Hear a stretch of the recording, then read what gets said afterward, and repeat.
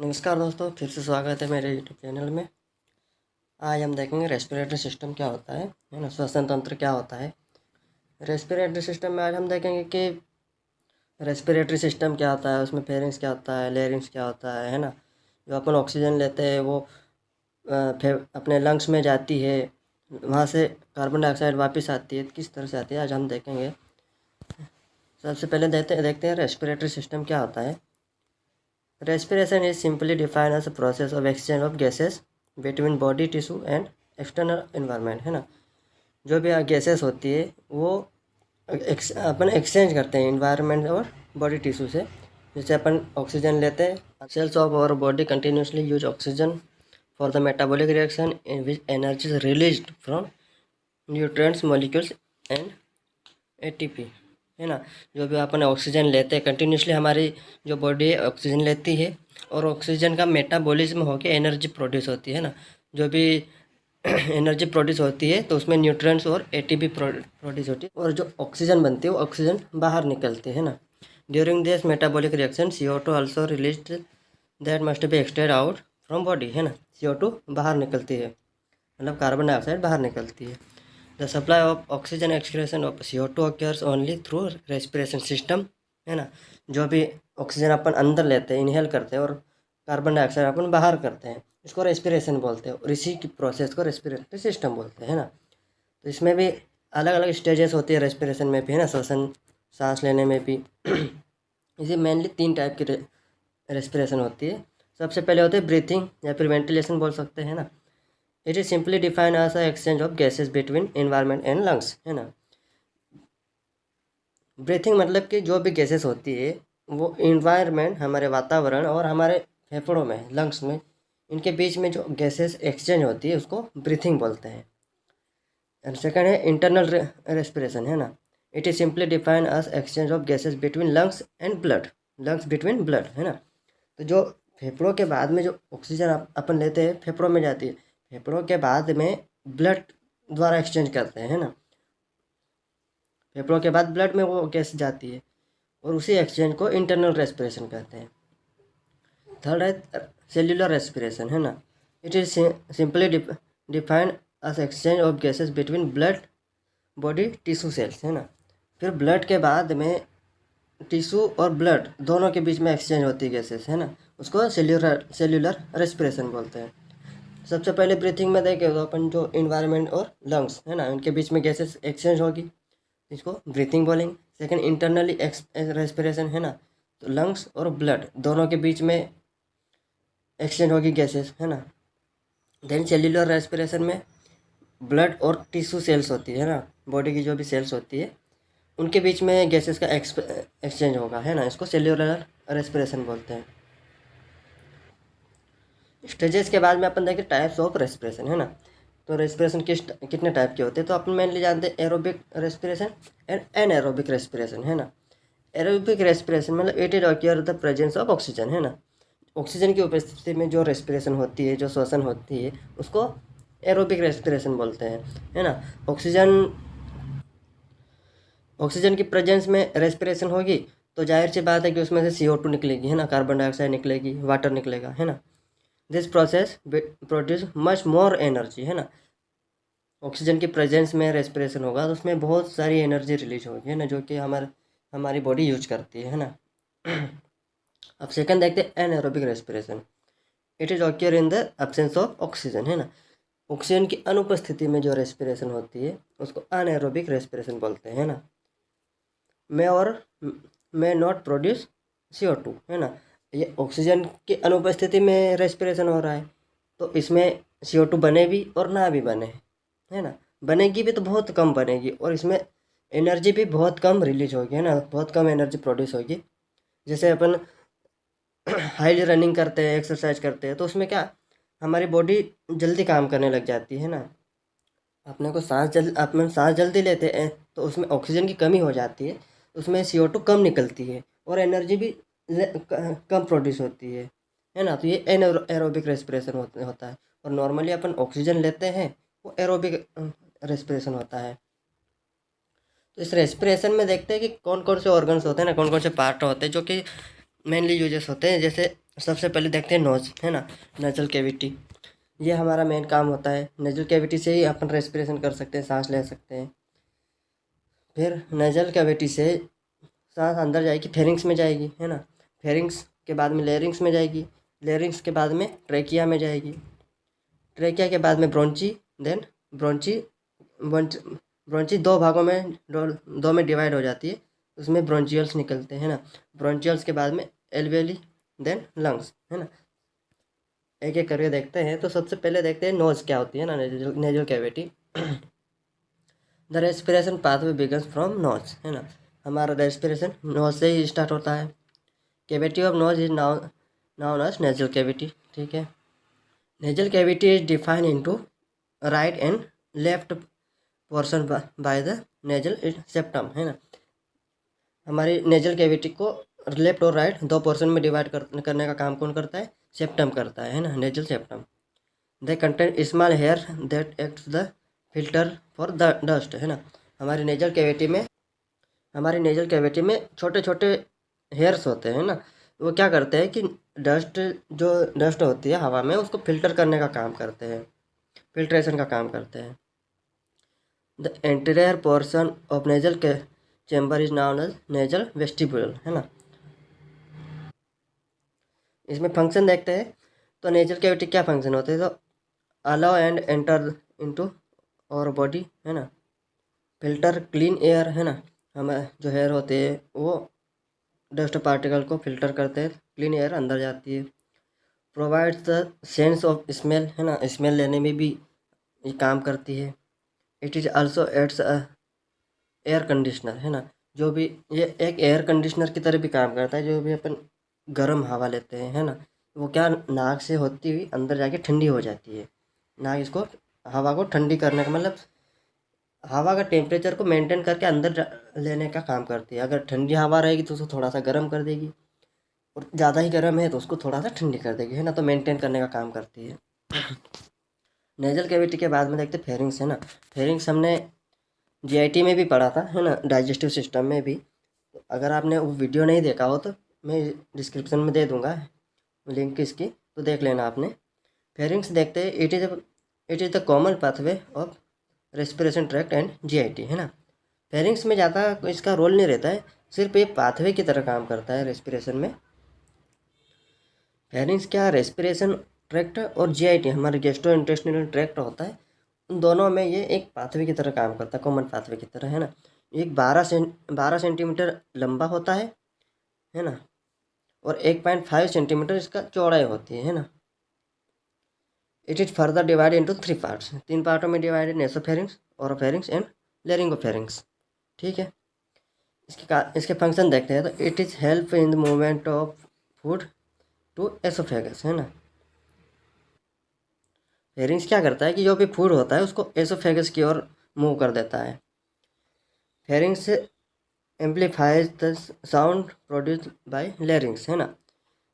Pharynx क्या करता है, जो भी लेरिंग्स में ट्रेकिया होता है उसमें साउंड प्रोड्यूस करता है ना। Lymphoid tissue presence in pharynx act as first line defect against foreign pathogens, है ना। इसमें फेरिंग्स में क्या होता है, लिम्फोइड टिश्यू प्रेजेंस होते हैं ना, छोटे छोटे।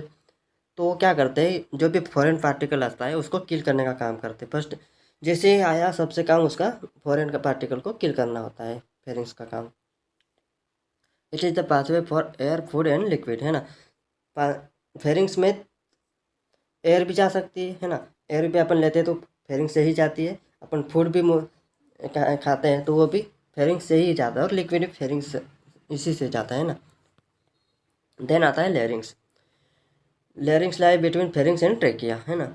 लेरिंग्स क्या, फेरिंग्स और ट्रेकिया के बीच वाला पार्ट होता है।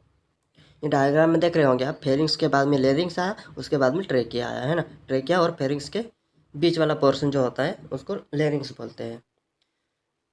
It is made up of following cartilage, है ना। 3 तरह के कार्टिलेज से बना होता है, थायराइड कार्टिलेज, क्रिकॉइड कार्टिलेज और अर्टेनोइड कार्टिलेज, है ना।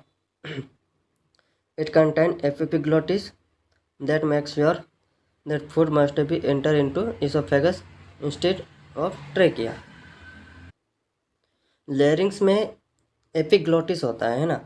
लेरिंग्स क्या दो भागों में डिवाइड होता है, एक तो हमारा रेस्पिरेशन की ओर जाता है, एक ट्यूब, और एक ट्यूब स्टमक की ओर जाता है ना। तो उनके बीच में एपिग्लोटिस कंटेन होता है ना।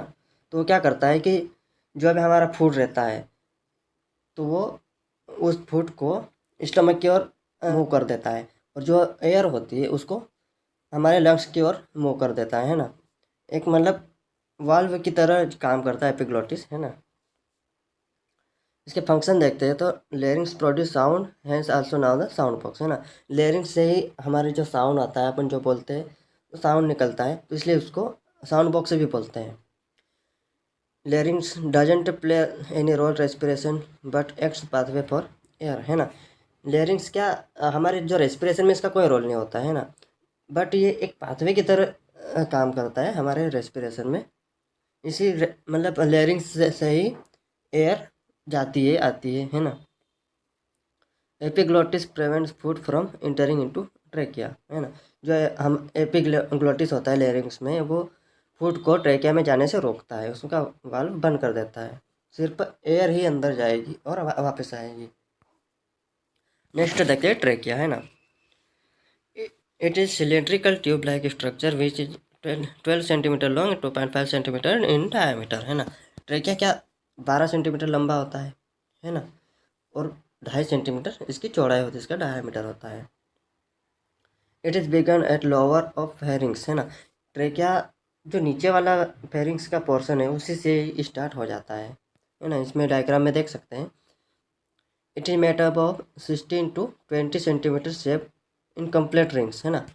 सी शेप्ड इनकम्प्लीट रिंग्स, है ना। इस सी शेप में होती है, इसमें जो रिंग्स होती है इसमें 16 से 20 सी टाइप की रिंग्स बनी होती है, इस सी टाइप की, है ना। पूरी इस टाइप की नहीं, ओनली सी टाइप की बनी होती है ना। और इस सी टाइप की जो रिंग्स होती है वो हाइलिन कार्टिलेज की बनी होती है ना। इसके फंक्शन देखते हैं तो it is small hair are presence in the inner wall of trachea that catches dust और other impurities from inhalation air, है ना। इसमें ट्रेकिया में भी छोटे छोटे जो हेयर्स होते हैं, है ना, वो क्या करते हैं, इनर वॉल में जो अपन सांस लेते हैं वो एयर अंदर जाती है, उसके साथ में कुछ डस्ट भी जाते हैं, तो उस डस्ट को कैच करने का काम करते हैं, उसको रोकने का काम करते हैं ना। नेक्स्ट देखते हैं ब्रोंची, है ना। ट्रेकिया के बाद में जो पोर्शन होता है उसको ब्रोंची बोलते हैं। ट्रेकिया के बाद में जस्ट में दो पार्ट में डिवाइड हो जाता है ना। वो उसको नया नाम देते हैं, ब्रोंची नाम दे देते हैं, हालांकि वो ट्रेकिया ही रहते हैं लेकिन उसको ब्रोंची बोलते हैं। The trachea ends up by divided into 2 ब्रोंचेस, है ना, दो पार्टों में डिवाइड हो जाता है, राइट एंड लेफ्ट ब्रोंची, ठीक है, right left. They further they further passes into the corresponding lungs, है ना। जो भी एयर होती है उसको लंग्स में पास कर देते हैं। The right bronchus is shorter and wide than left, ठीक है। जो राइट ब्रोंचेस होती है थोड़ी सी छोटी होती है ना एज कम्पेयर टू लेफ्ट। इसके फंक्शन देखते तो it connects wine pipe with lungs, है ना। ब्रोंची का हमारे जो लंग्स का जो वाइन पाइप होता है, हवा का पाइप होता है, उससे लिंक होती है ना, इसी से एयर अंदर फेफड़ों में जाती है। It allows air to pass into lungs, है ना। जो भी हम सांस लेते हैं तो फेरिंग्स लेरिंग्स ट्रेकिया के जरिए ब्रोंची में जाती है, ब्रोंची से फिर लंग्स में जाने का काम करती है। नेक्स्ट देखते हैं ब्रोंचियल्स, है ना। Bronchi of lungs further divide into similar branches known bronchus, है ना। सिमिलर ब्रांचेस में छोटे छोटे ब्रांचेस में डिवाइड हो जाती है, उनको ब्रोंचियल्स बोलते हैं। Bronchioles doesn't have the cartilage, है ना, इनमें कोई कार्टिलेज नहीं होता है। There are lined by the cuboidal epithelium, है ना। इसमें फंक्शन देखते हैं तो bronchioles end up to form alveoli and hence plays major role in pathway of air from bronchi to alveoli, है ना। ब्रोंचियल्स क्या करते हैं, जो एयर होती है उसको ब्रोंची से एल्वेलियो की ओर मूव करते हैं, है ना, उनके बीच में एक्सचेंज करने का काम करते हैं ब्रोंचियल्स। एल्वेलियो देखते हैं, alveoli are known the functional unit of lungs, है ना। ये मेजर काम रेस्पिरेशन में मेजर काम एल्वेली का ही होता है ना। इसी के द्वारा कार्बन डाइऑक्साइड और ऑक्सीजन एक्सचेंज होती है हमारे लंग्स में। Consist of small hollow area for gases exchange, ठीक है। They are lined by simply squamous epithelium that serve for gaseous exchange, है ना। इसमें डायग्राम में आप देख सकते हैं। इसमें तो जो भी हम अंदर गैस ले रहे हैं, हम ऑक्सीजन ले रहे हैं, है ना, वो आ रही है और कार्बन डाइऑक्साइड यहाँ से बाहर जा रही है। इस तरह के गुच्छों में होती है एल्वेली, है ना। They are approximately 300 million alveoli presence in the both lungs, है ना। दोनों लंग्स में 300 मिलियन से भी ज़्यादा एल्वेली प्रेजेंस होती है ना। छोटे छोटे गुच्छे बोलते हैं उनको, एल्वेली बोलते हैं, है ना। They are rich in the blood supply, है ना। इसमें ब्लड सप्लाई होता है। They contain 2 types of cells, है ना। 2 तरह की सेल होती है, नियोमासाइट एल्वोलियर और मैक्रोफेजेस, है ना। इसका काम क्या होता है, फंक्शन देखते हैं तो alveoli is the site where exchange of gas, है ना, exchange of oxygen and carbon dioxide occurs during the process of breathing, है ना। अपन जो सांस लेते हैं तो तब ये ऑक्सीजन और कार्बन डाइऑक्साइड को एक्सचेंज करने का काम करती है। एक्सचेंज सिर्फ यहीं पे होता है, अपन जो सांस लिए है ना, वो सबसे पहले नेचुरल कैविटी से, फिर फेरिंग्स, लैरिंग्स, ट्रैकिया, ब्रोंचियल्स, है ना, ब्रोंचीज, उसके बाद में ब्रोंचियल्स। ब्रोंचियल्स भी ब्रांचेस में डिवाइड हो जाता है, वहाँ पे थोड़े थोड़े गुच्छे टाइप का होता है, उसको एल्वोली बोलते हैं। यहाँ पे मेनली हमारे लंग्स में एल्वोली में गैसेस का एक्सचेंज होता है। Once the blood receive oxygen it further transfer it to all cells of our body, है ना। यहाँ से ऑक्सीजन लेके ये हमारे सेल्स में ऑक्सीजन को पहुँचाती है और वहाँ से जो मेटाबॉलिक रिएक्शन होती है उसके बाद में कार्बन डाइऑक्साइड यहाँ से एक्सचेंज होती है। नेक्स्ट आता है हमारा लंग्स, है ना। Lungs are the principal organ of our respiration, है ना। मेन काम इसका लंग्स का होता है हमारे रेस्पिरेशन में। लंग्स से ही हम सांस लेते हैं और बाहर छोड़ते हैं। The lungs are pair of spongy air filled cone shape organ located on other side of chest, है ना। हमारा जो लंग्स होता है, डायग्राम में देख रहे होंगे, इसमें क्या 2 शेप्स होते हैं ना। कौन शेप साइड के कौन शेप में 2 ऑर्गन होते हैं, है ना, जो कि हमारे चेस्ट में लोकेट होते हैं। हमारा जो लेफ्ट शेप होता है स्पंज लंग्स का, है ना, वो थोड़ा बड़ा होता है, ऊपर होता है, इसमें 2 पोर्शन होते हैं। और हमारा जो राइट साइड का जो लंग्स होता है उसमें 3 पोर्शन होते हैं ना, वो थोड़ा बड़ा होता है और नीचे की साइड होता है। They are presence in pair left lungs and right lungs, ठीक है। Lungs are covered by the double membrane known as pleural membrane, है ना। लंग्स, हमारा लंग्स 2 मेम्ब्रेन में कवर्ड होता है ना, first membrane and second membrane. उसको प्लेउरल मेम्ब्रेन बोलते हैं ना। आउटर मेम्ब्रेन को क्या बोलते हैं, पेरिटल प्लेउरा बोलते हैं। और जो इनर मेम्ब्रेन होती है उसको वेस्करल प्लेउरा बोलते हैं ना। Between both the membrane fluid is present known the pleural fluid, है ना। दोनों मेम्ब्रेन के बीच में एक फ्लूइड होता है, उस फ्लूइड को प्लेउरल फ्लूइड बोलते हैं ना। The left lung is slightly smaller than right lungs, है ना। जो हमारा लेफ्ट लंग्स होता है वो छोटा होता है ना, as compare to right lungs. Right lungs has 3 lobes where left lungs has only 2 lobes, है ना। इसमें डायग्राम में देख सकते हैं कि इसमें राइट लंग्स में 3 लोब दिख रहे होंगे आपको और लेफ्ट लंग्स में सिर्फ 2 lobes है। इसमें हार्ट की वजह से इसमें 2 lobes होते हैं और छोटा होता है ये। The lungs can be divided into 4 parts, ठीक है। लंग्स को 4 भागों में बांट सकते हैं अपन। अपेक्स पार्ट, है ना, जो कि ऊपर का पोर्शन होता है लंग्स के ऊपर वाला, है ना, उसको अपेक्स पार्ट बोलते हैं। और जो हमारा नीचे वाला पोर्शन होता है उसको बेस बोलते हैं ना, जो डायफ्राम के पास में होता है। एंड कोस्टल, इसको जो हमारा रिब्स में होती है ना, पंची के पास में, इसको कोस्टल सरफेस बोलते हैं ना। और जो सरफेस होती है ये हमारे इंटरनल, है ना, लेटरल बाउंड्री ऑफ मेडिस्टेनम, जो हमारे लंग्स की जो बाउंड्री होती है इस साइड में है ना, उसको सरफेस बोलते हैं। लॉब्स ऑफ लंग्स है ना, इसमें कौन कौन से लॉब्स होते हैं? Lungs of each side content different number of lobes है ना, राइट लॉब्स एंड इसमें राइट लंग्स में देखते हैं तो 3 तरह के लॉब्स हम मिलते हैं हमारे को, सुपीरियर लॉब है ना, middle lobe and inferior lobe. और लेफ्ट लंग्स में सिर्फ 2 टाइप्स के लॉब होते हैं, superior lobe and inferior lobe है ना, ऊपर वाला पोर्शन और नीचे वाला पोर्शन। और राइट लंग्स में ऊपर वाला, मिडिल वाला, बीच वाला और सबसे नीचे वाला पोर्शन, उसको 3 लॉब है ना। मैकेनिज्म ऑफ रेस्पिरेशन, हम सांस तो लेते हैं, ब्रीथिंग तो करते हैं, लेकिन उसकी मैकेनिज्म क्या होती है वो देखते हैं कि मैकेनिज्म ऑफ रेस्पिरेशन क्या है। Mechanism of respiration involve 2 major steps है ना, 2 स्टेज होती है। सबसे पहले क्या होता है, ब्रीथिंग होती है ना, ब्रीथिंग मैकेनिज्म। और सेकंड होती है एक्सचेंज ऑफ गैसेस है ना। तो ब्रीथिंग मैकेनिज्म में देखते हैं तो the process in which air move in and out of the lungs is noun the breathing है ना। जो हम सांस लेते हैं और बाहर छोड़ते हैं इसको ब्रीथिंग बोलते हैं है ना।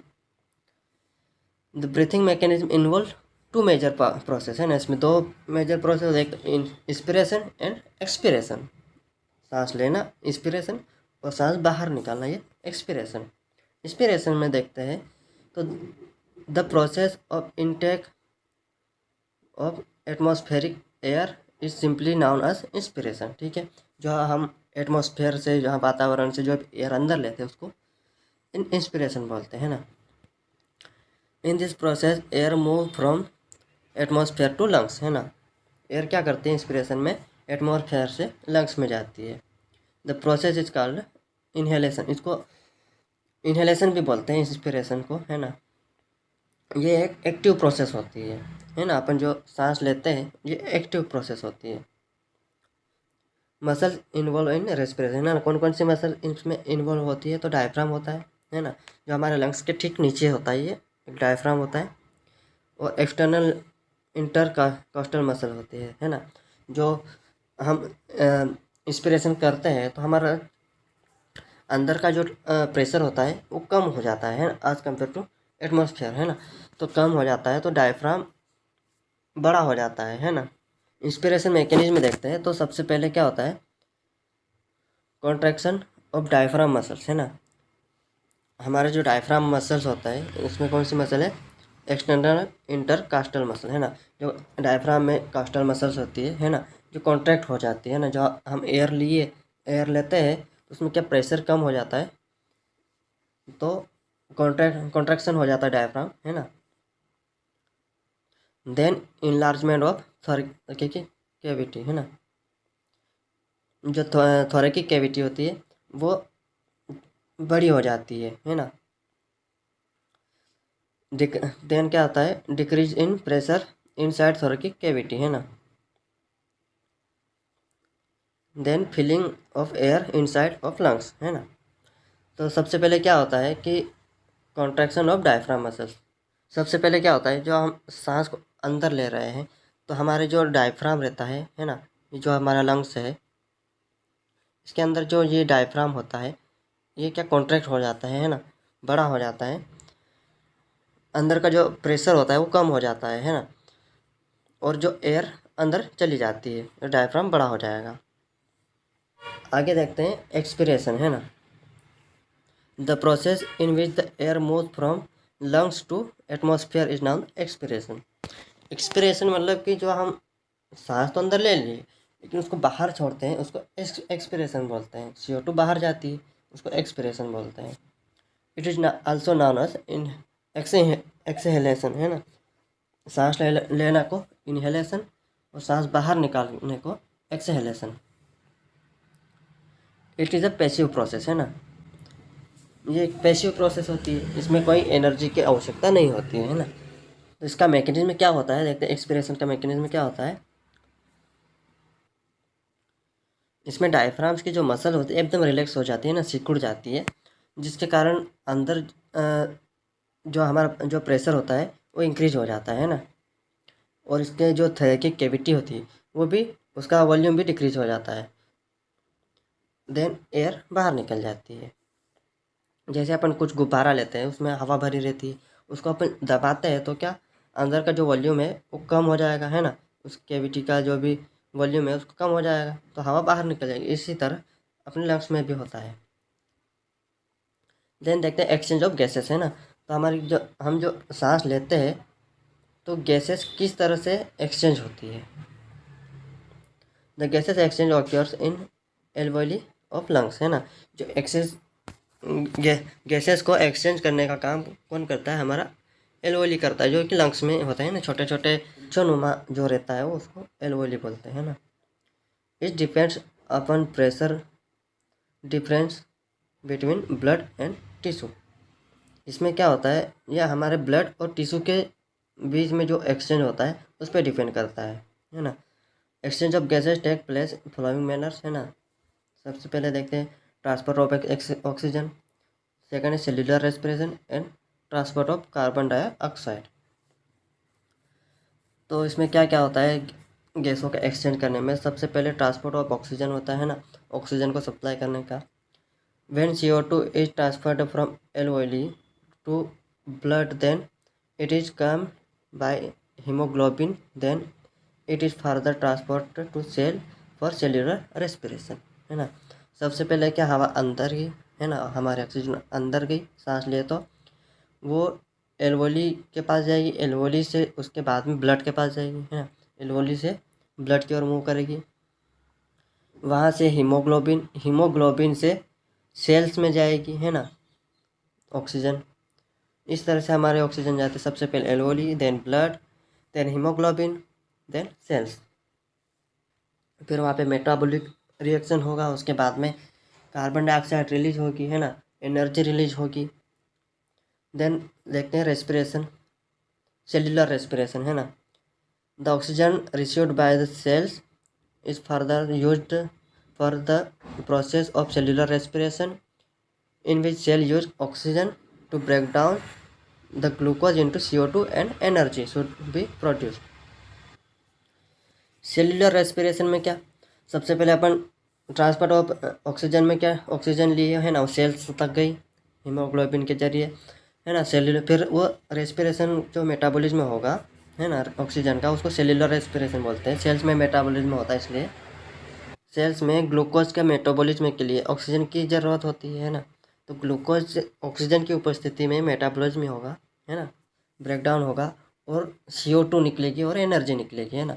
CO2 बाहर निकल जाएगी और एनर्जी ATP के रूप में यूज हो जाएगी। देन देखते हैं ट्रांसपोर्ट ऑफ CO2, है ना। CO2 तो प्रोड्यूस हो गए, लेकिन वो बाहर कैसे निकले, कैसे ट्रांसपोर्ट होगी। उसमें now CO2 is the waste product, hence it is further transport from cells to blood and then blood to lungs and then inhaled exhaled out, है ना। सेल्स में ग्लूकोज का ब्रेकडाउन हुआ ऑक्सीजन की उपस्थिति में, वहाँ पे CO2 रिलीज हुई और एनर्जी ATP के फॉर्म में रिलीज हुई, है ना। ATP के फॉर्म में जो एनर्जी रिलीज हुई है वो तो सेल्स यूज कर लेगी, है ना, हमारी बॉडी यूज कर लेगी। उसमें डायग्राम में देख सकते हैं कि इसमें सबसे पहले अपन ने ऑक्सीजन ली है ना। वो ऑक्सीजन कहाँ गई, एल्वोली में गई, एल्वोली से ब्लड में गई, है ना। ब्लड में हीमोग्लोबिन होता है ना, जो ब्लड सेल्स होती है। तो उस हीमोग्लोबिन के जरिए ऑक्सीजन सेल्स में गई है, हमारे जो भी टिश्यूज़ होते हैं, सेल्स होती है ना। फिर वहाँ पे सेल्युलर रेस्पिरेशन में वहाँ पे सेल्स में ऑक्सीजन का क्या करेगी, तो जो ग्लूकोज का ब्रेकडाउन होता है ना, उसका मेटाबॉलिज्म होता है, उसमें मेटाबॉलिज्म में सहायता मतलब सहायता करती है ना, हेल्प करती है ग्लूकोज के ब्रेकडाउन होने में। वहाँ से फिर CO2 निकलेगी, देन CO2 और एनर्जी दोनों निकलती है। एनर्जी तो यूज हो जाती है और CO2 का ट्रांसपोर्ट होता है वापस ब्लड में, है ना। तो ब्लड के जरिए फिर वो लंग्स में आएगी और लंग्स से अपन बाहर निकाल देंगे। इस तरह से हमारा गैसों का एक्सचेंज होता है। देन देखते हैं लंग्स वॉल्यूम्स, है ना, कि लंग्स का क्या वॉल्यूम होते हैं, है ना, आयतन क्या होता है इसका। Lungs volume are known as respiratory volume, है ना, इसको रेस्पिरेटरी वॉल्यूम भी बोलते हैं। It refers to the volume of gases in the lungs at given time, है ना। मतलब कि जो हम लंग्स वॉल्यूम होते हैं, हम किस समय कितनी सांस ले सकते हैं, है ना। इस 3 तरह के वॉल्यूम्स होते हैं। टिडल वॉल्यूम है ना, it is simply defined as the amount of our inhaled और एक्सहेल्ड ड्यूरिंग नॉर्मल ब्रीथ है ना। टिडल वॉल्यूम में जो हम नॉर्मली सांस लेते हैं है ना, सांस लेते हैं और बाहर छोड़ते हैं, उसको टिडल वॉल्यूम बोलते हैं है ना। इसकी वैल्यू क्या होती है कि 500 मिलीलीटर हम सांस लेते हैं और बाहर छोड़ते हैं। सेकंड, इंस्पिरेटरी रिजर्व वॉल्यूम है ना।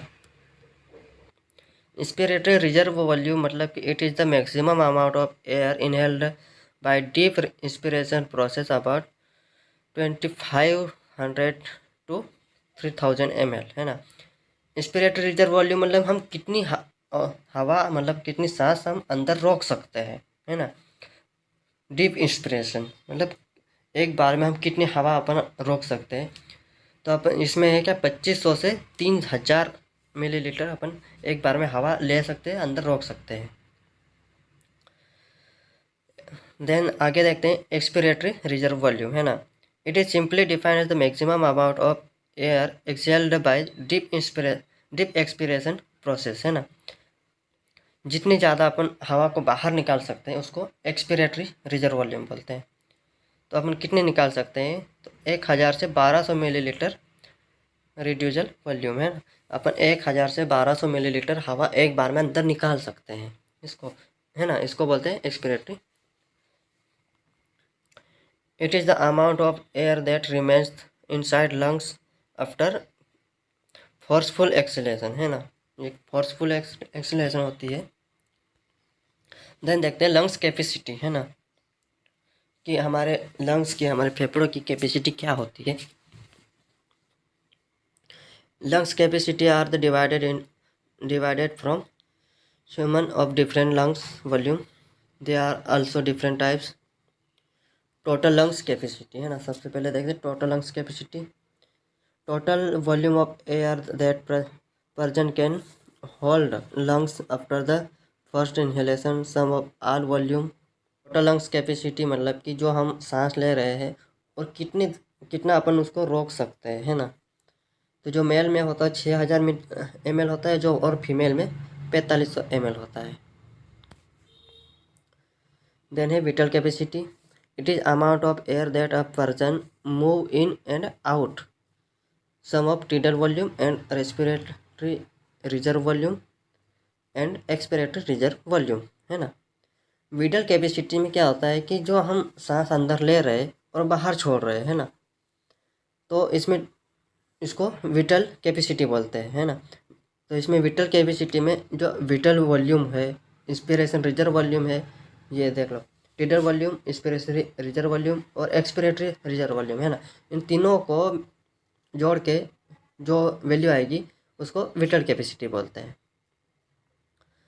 थर्ड है इंस्पिरेटरी कैपेसिटी है ना।